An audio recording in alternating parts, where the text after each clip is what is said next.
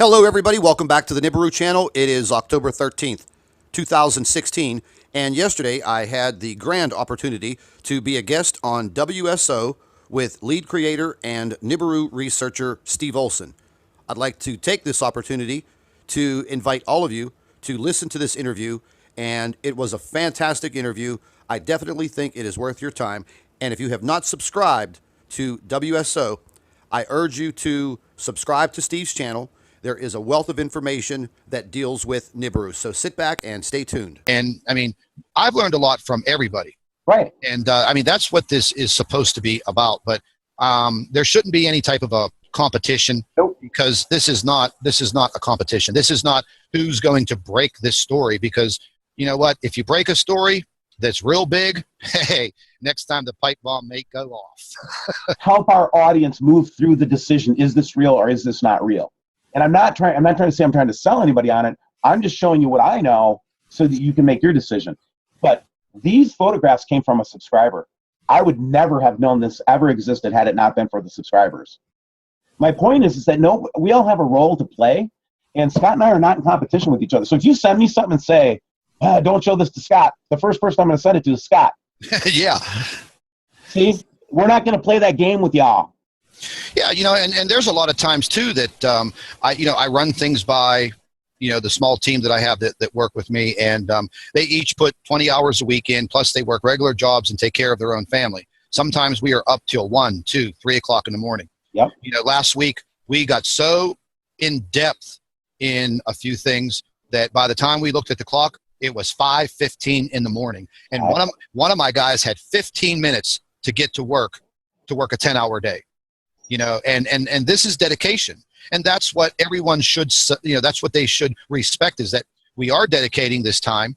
We're taking so much time away from our family and our friends and our regular lives to do this, Yeah. And I'm not saying I need a pat on the back or, anything like that. And I know all of my subscribers appreciate it because like you said, they send me the most heartfelt emails. And they do touch my heart. I mean, sometimes I read the emails and they give me chills because I don't even know these people. A lot of them are in Europe and on the other sides of the world, and they're touching my heart and I'm touching theirs. And that's one beautiful part of doing this type of research, bringing this information to these people. But, then there's the dark side of it, thinking that, wow, this person touched my heart, but I may never, ever get to meet them because of what's going to happen. And that bothers me because I've had telephone conversations with a lot of these people. And Jimmy, just like me and you, we had a great conversation today. And now I feel like I've known you all my life.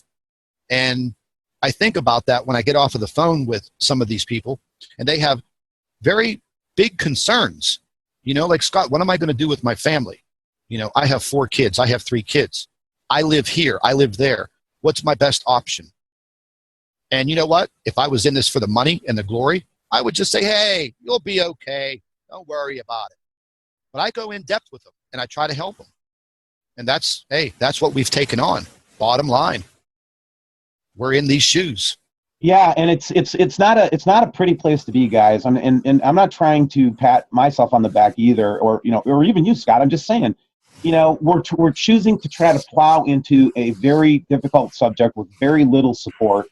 We've got a lot of forces against us, but we're good people, man. We're part of our neighborhoods. We have coffee. We grocery shop. We're normal folk, man. And thank God you have a neighborhood that cares about you, Scott. Thank God for that. Oh yeah, I'll tell you what. I mean, if it wouldn't have been for Joe and his timing, we probably wouldn't be having this conversation.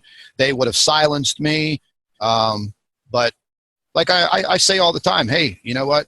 You silence me, you better put me 20 feet underground instead of the normal 6 feet, because I may just dig my way out. Yeah, I'm right there with you. I have that's one of the things that came along with this this kind of burden, if you will, is this I am in this for the long haul. I'm not going to play this game for like 6 months and go away. I'm going to keep playing this until I'm going to keep beating this drum and trying to help people understand and help myself understand, quite frankly, what the heck is going on in this world. That's what's happening. I'm just trying to figure out what's going on. Yeah, and there's so many different levels of what we're dealing with. We're not just dealing with what is up in the sky. We are also dealing with what's happening on the ground. And I don't want to get into the whole government thing because I don't want to piss them off, if they happen to be, eyes in the skies and, ears. But, we're dealing with that aspect also. And that's a very, very serious subject. So there are so many levels of what we're doing. We're trying to keep our eyes in the skies and we're trying to keep our ears to the pavement. And, and I tell a lot of my subscribers that say, well, hey, what can I do? What can I do?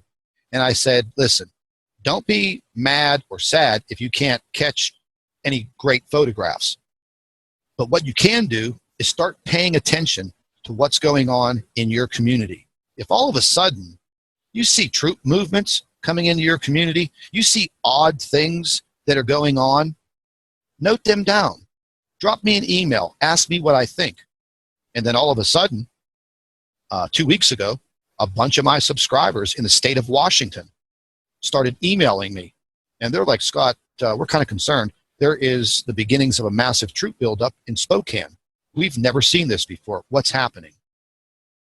Now, do we have a war going on in the United States that I didn't hear about? Why would they do this? Yeah, and it's not like troop movement's a good thing to be reporting on the mainstream media. I'm sure that they have, there's this that collusion that goes on between them. But, these are just local folk. That's one of the things about social media that's so powerful, is the way it's folk. And, here we've got people seeing this stuff all over the United States. The other place that we're seeing a lot of troop movement is towards the middle of the country, too. Yep. And that's all very kind of suspicious. And what really ticks me off, and this is one of the things I saw coming back from Louisiana, Scott, a couple days ago, was that I would see these, like those, what do they call them? The Rhino vehicles, military vehicles, the ones that can take an IED type blast. Yeah. Those vehicles, but none of them would have markings on them. Yeah, and they have soldiers with weapons. I caught a video from Southern California.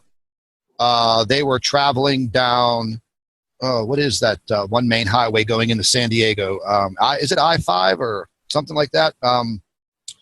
There was about 4 or 5 of them speeding down the highway. One of my subscribers sent me the video. They actually followed them off of an exit, and they actually went speeding into a neighborhood, just blowing through stop signs in them big vehicles. They're kind of like shaped like a boat, have 6 wheels on them. Yeah. I don't know what they're called, but they had, soldiers hanging out of the top, and they were fully armed, and they followed them all the way in and videotaped the whole entire thing. I'm not going to publicize anything like that on my YouTube channel, but I viewed the video.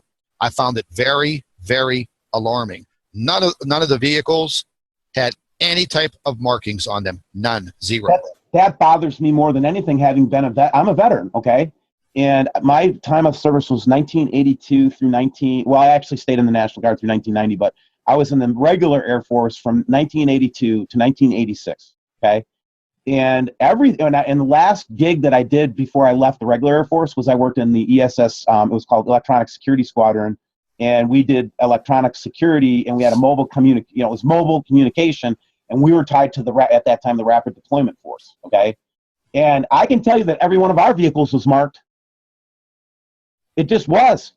Yeah, it's very unusual. I actually did speak with an ex-military veteran yesterday down in Texas, and we were talking about this specifically, and he just came back from Iraq, I think about 2 years ago. And we were discussing this, and he told me, he said, I'm telling you right now, if those vehicles do not have troop markings on them, that is a double red flag. And then, we have the aspect of all of these UN soldiers throughout the United States. The last count I got on them, there was about 100,000 of them here in the United States. Now, I have connections, and I come to find out, they were being sent over here. Yeah, they're doing maneuvers. Well, do them in your own country. Why are you doing them here? Why do we need 100,000 UN troops scattered in groups of 10,000 in different strategic points in the Midwest? Why? And they're still there. They've been there for the last year. Again, Yeah, and all we're doing is just repeating what people are telling us. That's what I'm saying. It's not like we're some kind of like, whipping up these stories or anything like that. This is just a network of normal folk, you guys. Absolutely. And we're all normal folk. None of us are geniuses or anything like that, but we're smart enough to know when we're being lied to. That's yeah. There's no doubt about that. And I'll tell you something else, which is funny though, and this kind of brings us back around to the trolls for just 1 second. It's like part of what's happening with the trolls though is I think they're getting so desperate now to bottle this message up and other messages, of course, that we see. You heard about Hillary's army of trolls that just came out in the email leaks as well. Yeah, that was sent to me by one of my subscribers. Yeah, and this validates, guys, that if they don't want a message to get out on social media, they will pay people to stalk and hunt the subscribers. Yeah. And I'm not saying that to scare you, but I'm just saying to say that, if you're getting, followed around by somebody that really wants to convince you that we're scam artists or fraud, really your radar should go up and you really should report that person. Yeah, absolutely. It's happened to my subscribers, and they've put extra duty onto my channel. Yes, they have, Scott. I've noticed that. Absolutely. Yeah, I will tell you that you're under full bore attack. They do not want you to succeed. I want you to succeed. Yeah, and I mean, I periodically do inform my subscribers in the beginning of videos what to do. And I said, listen, we're all in this together. We are one team, brother and sister, and I need you guys to help me fight back. So this is what you need to do. And because of YouTube's platform, it's very flawed because ever since they've integrated YouTube or Google Plus, it gives these troll babies another access to infiltrate your video comment section. So if I block an individual on my YouTube channel comment section, it does absolutely 100% no good, because what they do, and I have investigated this thoroughly, and I have a friend of mine that does some IT work for me, and he is the one who uncovered all of this. And what they do is they immediately get into a comment section and they will be quiet. They won't say anything. And they will find the first person that's making a comment that has the little plus symbol next to their name. They will click on that person's name and go directly to their Google Plus account. Then they will start to comment through the Google Plus feed. And the only person that can block them from that is that individual. I cannot.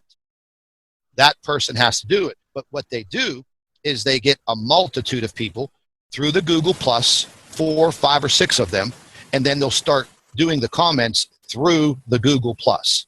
So it's very, very hard to control them, but I don't back down from them. I do battle back and forth with them sometimes. I do try to intimidate them. And I talk my own crap too, but they don't bother me. They don't get me mad or jacked up. But you're well informed of the situation that happened with my 13-year-old daughter, and that I was about ready to blow my lid. Well, no, you're a father, man. What do you expect, people?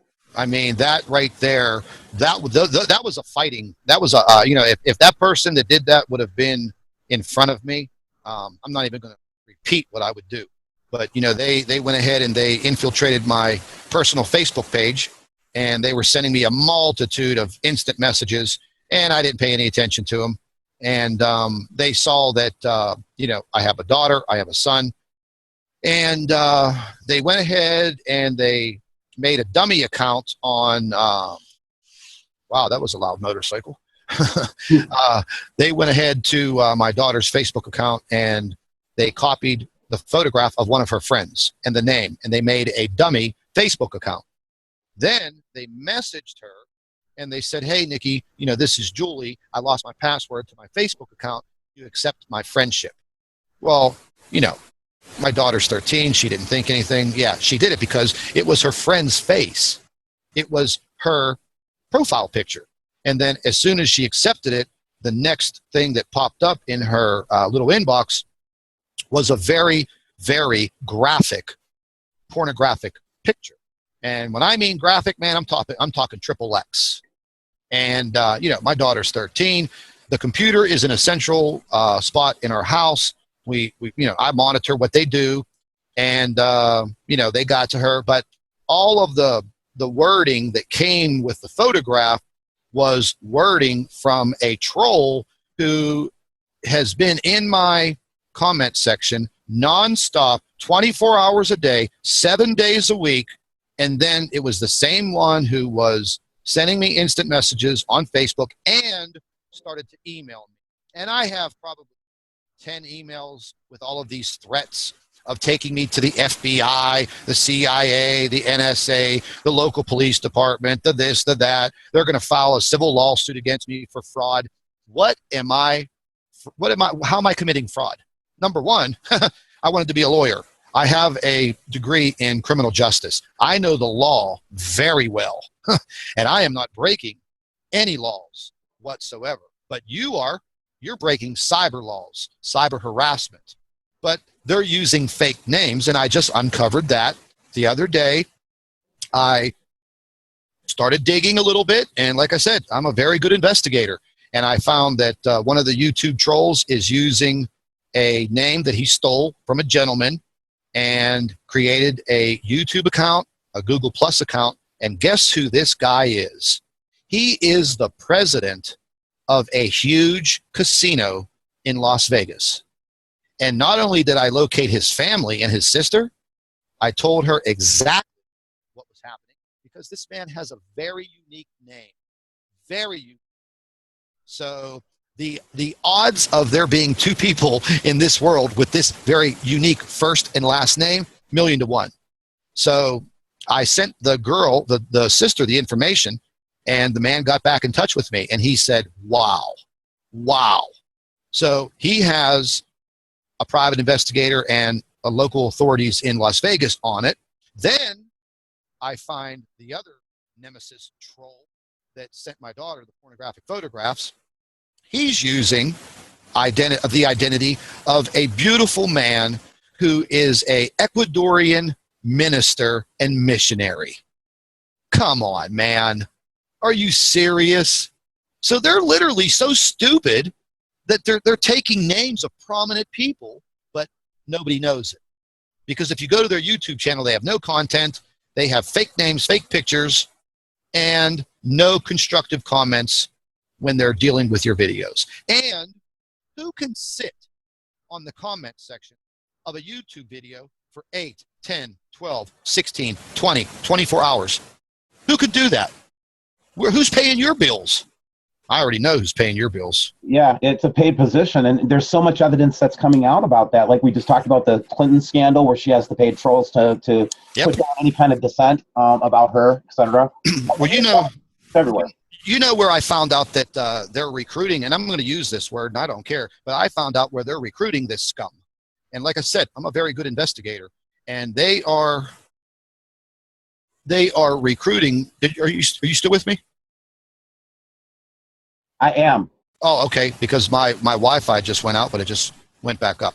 I found out that the majority of these people are recruited because they have committed internet fraud and cyber crimes, computer hacking, things of that nature. And they are basically picked right out of the courtroom. And this is it's like the drug trade. Okay, so I bust you with drugs, and I'm going to say, okay, well, listen, now you're going to work for us, or you're going to go to jail for a long time.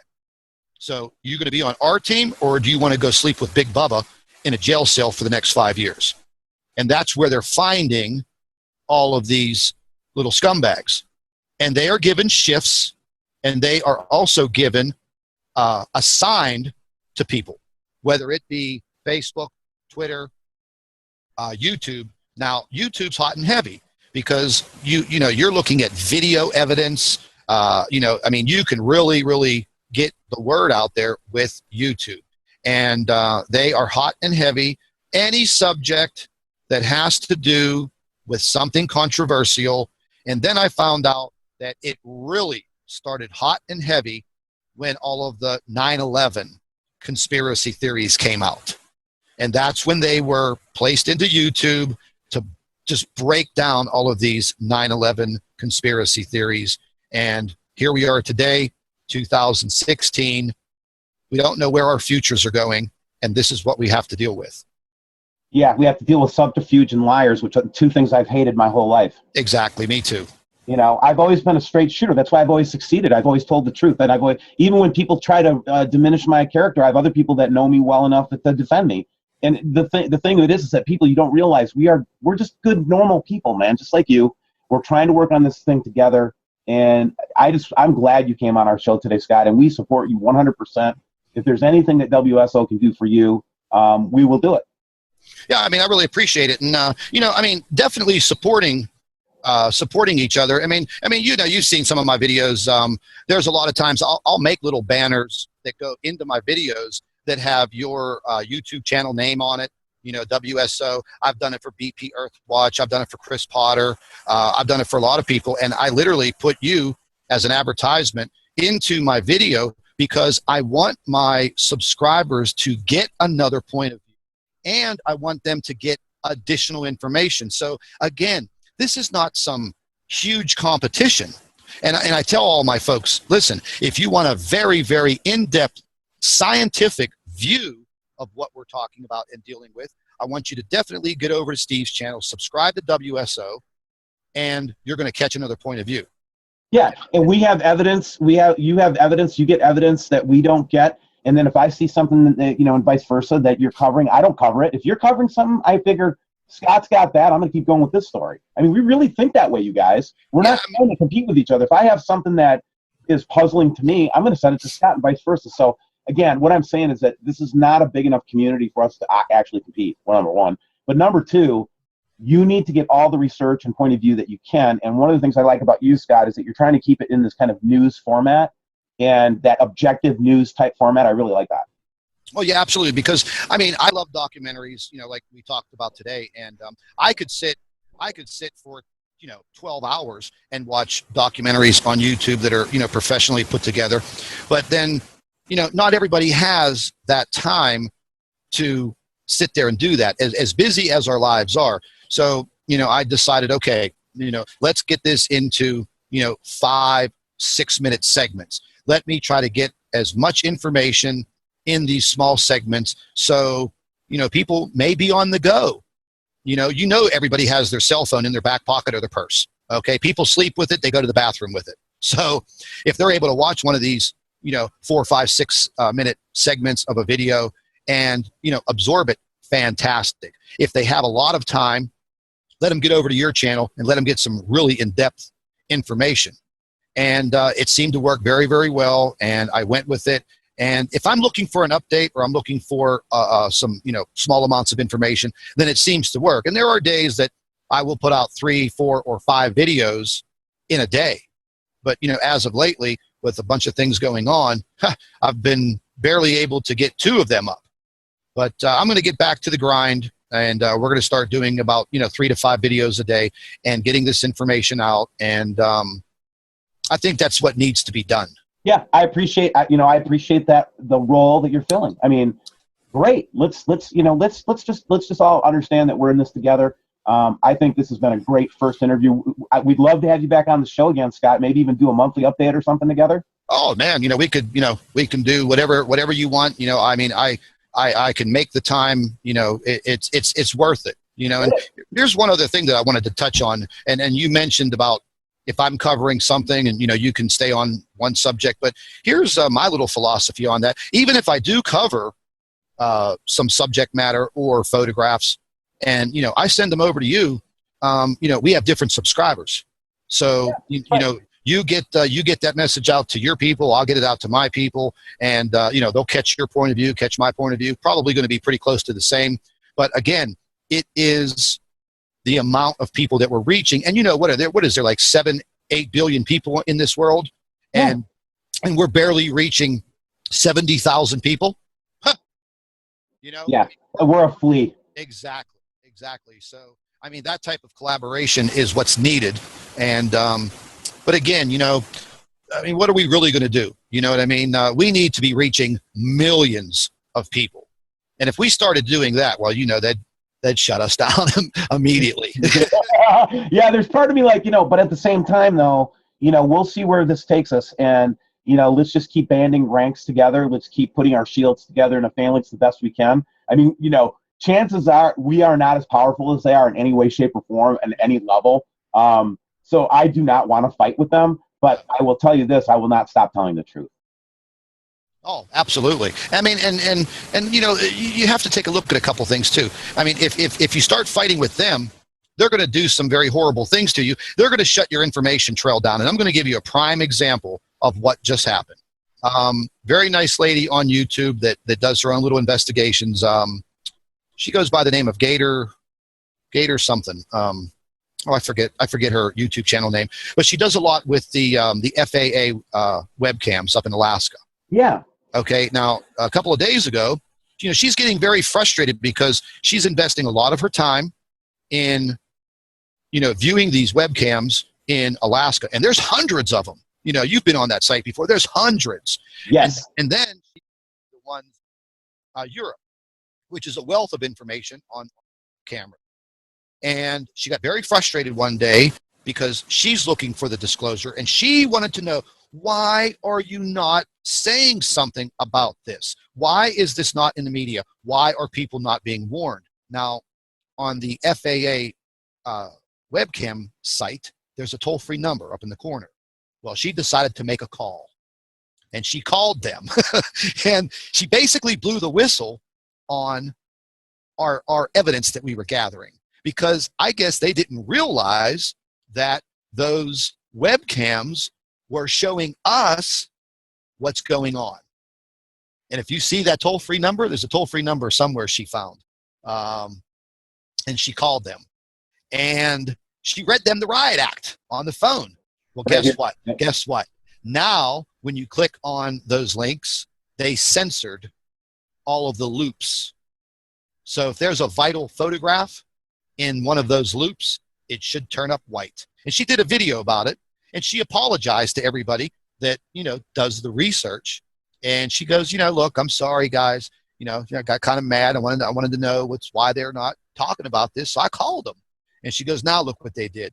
You know, when you click on one of the links and you go and you want to watch one of the loops, there's a bunch of little white boxes where they have deleted the information.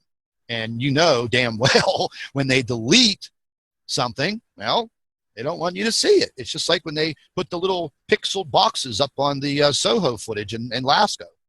You know, they don't want you to see it. Yep. Well, Scott, what a great, again, like I said, we tried to close it once, man. You and I, like, I think we could talk for 3 days in a row and not, I really do believe that. The stories we can tell each other, but we'll have more time to do that, hopefully. And I'm glad to come on your show if you ever need somebody just to have come on and just jaw or call me anytime you want. But yep, absolutely. Thanks for being on WSO tonight, and I know all of our subscribers are going to enjoy this show, Scott. Absolutely, bud. Nice talking to you. Take care. I'd like to thank all of our Nibiru watchers. You guys do a fantastic job. Would also like to thank you for your loyal subscribership. You can continue to email your photographs and your video to NibiruPlanetX2016@gmail.com. And don't forget to share our videos with your friends and family members on Facebook. And subscribe to the Nibiru channel for all of our current updates. And like I always say, keep an eye in the sky.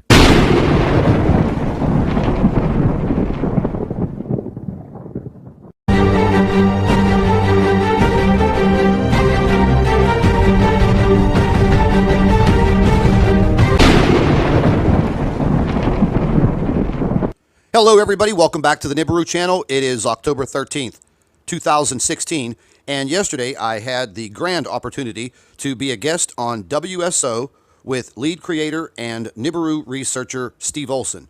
I'd like to take this opportunity to invite all of you to listen to this interview, and it was a fantastic interview. I definitely think it is worth your time, and if you have not subscribed to WSO, I urge you to subscribe to Steve's channel. There is a wealth of information that deals with Nibiru. So sit back and stay tuned. And I mean, I've learned a lot from everybody. Right. And I mean, that's what this is supposed to be about. But there shouldn't be any type of a competition. Nope. Because this is not a competition. This is not who's going to break this story. Because you know what? If you break a story that's real big, hey, next time the pipe bomb may go off. Help our audience move through the decision. Is this real or is this not real? And I'm not trying to say I'm trying to sell anybody on it. I'm just showing you what I know so that you can make your decision. But these photographs came from a subscriber. I would never have known this ever existed had it not been for the subscribers. My point is that no, we all have a role to play, and Scott and I are not in competition with each other. So if you send me something and say, don't show this to Scott, the first person I'm going to send it to is Scott. Yeah. See, we're not going to play that game with y'all. Yeah, and there's a lot of times too that I run things by the small team that I have that work with me, and they each put 20 hours a week in, plus they work regular jobs and take care of their own family. Sometimes we are up till 1, 2, 3 o'clock in the morning. Yep. Last week we got so in depth in a few things that by the time we looked at the clock, it was 5:15 in the morning, and one of my guys had 15 minutes to get to work a 10-hour day. And this is dedication, and that's what everyone should, that's what they should respect, is that we are dedicating this time. We're taking so much time away from our family and our friends and our regular lives to do this, Yeah. and I'm not saying I need a pat on the back or, anything like that. And I know all of my subscribers appreciate it because like you said, they send me the most heartfelt emails. And they do touch my heart. I mean, sometimes I read the emails and they give me chills because I don't even know these people. A lot of them are in Europe and on the other sides of the world, and they're touching my heart and I'm touching theirs. And that's one beautiful part of doing this type of research, bringing this information to these people. But, then there's the dark side of it, thinking that, wow, this person touched my heart, but I may never, ever get to meet them because of what's going to happen. And that bothers me because I've had telephone conversations with a lot of these people. And Jimmy, just like me and you, we had a great conversation today. And now I feel like I've known you all my life. And I think about that when I get off of the phone with some of these people and they have very big concerns, like, Scott, what am I going to do with my family? I have 4 kids. I have 3 kids. I live here. I live there. What's my best option? And you know what? If I was in this for the money and the glory, I would just say, hey, you'll be okay. Don't worry about it. But I go in depth with them and I try to help them. And that's what we've taken on. Bottom line, we're in these shoes. Yeah, and it's not a pretty place to be, guys. And I'm not trying to pat myself on the back either, or even you, Scott. I'm just saying, we're choosing to try to plow into a very difficult subject with very little support. We've got a lot of forces against us, but we're good people, man. We're part of our neighborhood.